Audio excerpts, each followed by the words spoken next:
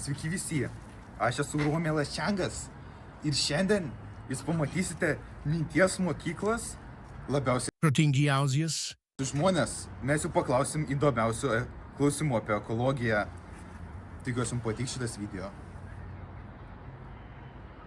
Ai, tai jau Vogman, aš esu maršalas Briusas, aš trumpai apie save, tai čia gal mano 11 mokykla, aš esu pakeitęs 10 mokyklų.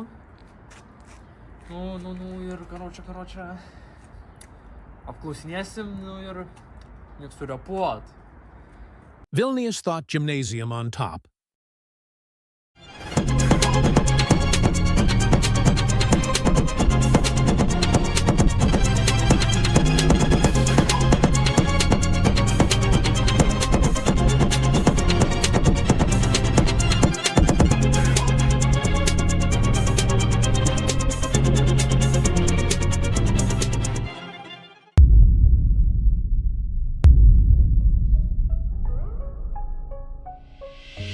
Labą dieną, jūsų vardas. Linas Vėželis. Apklausiu kelis klausimėlius apie ekologiją. Tai pirmas klausimas, kas yra tarša? Gerai, pakalbėkim, kas yra tarša. Tai tarša yra kenksmingų medžiagų ar energijos išmetimas į aplinką, kuris daro neigiamą poveikį gamtai, žmonių sveikatai ar ekosistemoms. Taigi, kaip atsakysi šitą klausimą Finas? Tarša yra, kai žmonės kenkia gamtai atliekom. Labą dieną, koks jūsų vardas būtų? Nojus. Iš kokios jūs klasės? Aš? Trečias A. Kas yra tarša? Čia kai žmonės rūko. Panašiai visai, panašiai. Sveiki, ko vardu būsit? Augustas. O iš kurios klasės Augustas? Trečias A. Ar žinai, kas yra tarša? Tarša, žinau, kas yra tarša. Pasakyk. Kai teršia žmonės. Ką teršia? Šiukšlės, Ką teršia? gamtą. Kokios šiukšlės?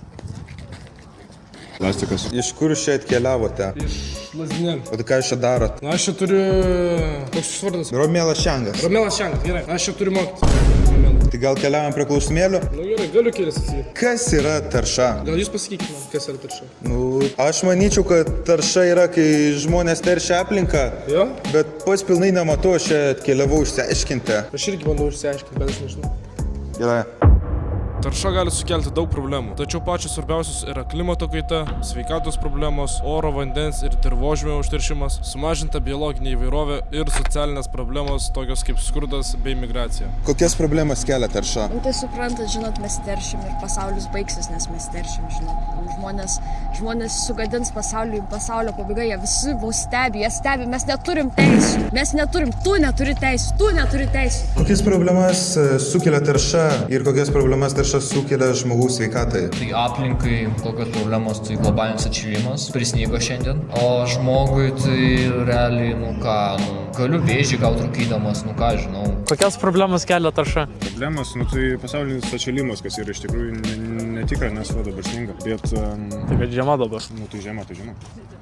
Kokias problemas tarša kelia žmogaus sveikatai? Dega plastikas, kvėpuoja, blogai, skauda, nesveikti. Kokį efektą turi tarša aplinkai ir žmogaus sveikatai? Žmonės paveikti mūsų pasaulio taršos leidžia savo žaisti tokius žaidimus kaip Lola, leisti pinigus ant Lola.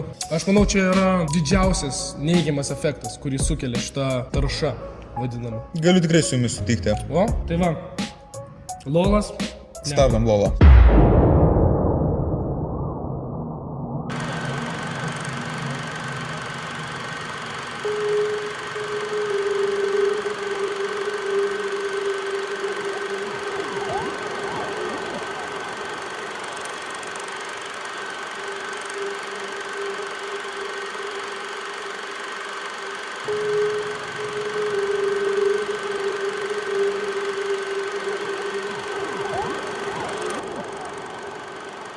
Ar žinote taršos rūšis?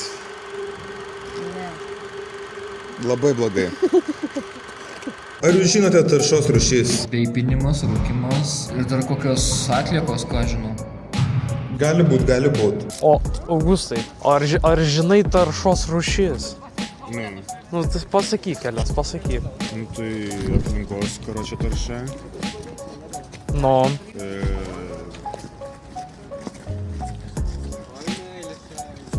Nuo aplinkos, Tai Kokias taršos rūšis jūs žinote? Oro ir vandens. Bet yra daugiau. Yra daugiau? Yra daugiau. Aš maniau, kad tik 2 yra. Kokios jūs yra? Jų tikrai yra. Tai gal galit prašviesti man? Prašviesiu. Nu tai yra Vandens. vandens, dirvožemio, Jo. tai radiacijos, šviesos, garso. Kiek čia skaičiavot? 10. Nu tarkim 10, tarkim 10. Gerai, 10. Taigi, ką reikia daryti, kad mes sumažintume taršą? Mums reikėtų mažinti plastiko naudojimą, rūšiuoti atliekas, taupyti energiją, mažinti vandens naudojimą, rinktis ekologišką transportą, vartoti atsakingai ir mažinti mėsos vartojimą. Ką daryti, kad sumažinti taršą? Nešiukšlinkit, darykit viską patys, susiburkit į mažas bendruomenės, gyvenkit miške. Ar žinote kokių nors taršos mažinimo technologijų? Nežinau, aš girdėjau apie kažkokius mikrobus, kurie plastiką valgo. Čia real? Čia real.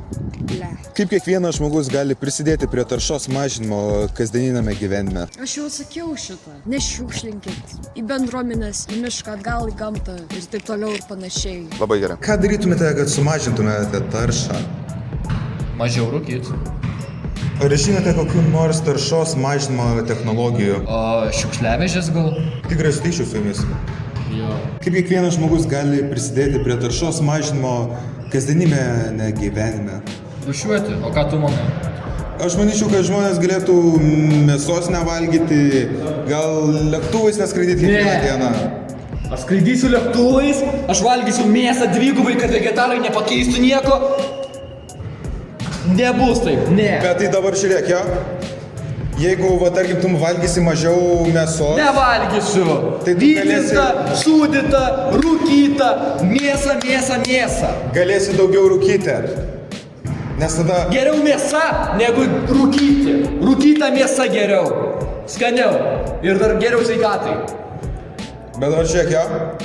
Jeigu tu neskraidysi kiekvieną dieną, tada galėsi valgyti mėsą ir... Aš planuoju aviaciją. Taip, tai yra skraidymas. Ore, va taip, jeigu nesupranti. 10 km aukštis. Skraidysiu ir jie meta kūrą ir aš mėsiu kūrą ant žmonių ir man bus visiškai nusispjaut. O šūdus irgi mesi skraidydamas. Ne, juos šiaip oro uoste išvalo, jeigu nežinojai.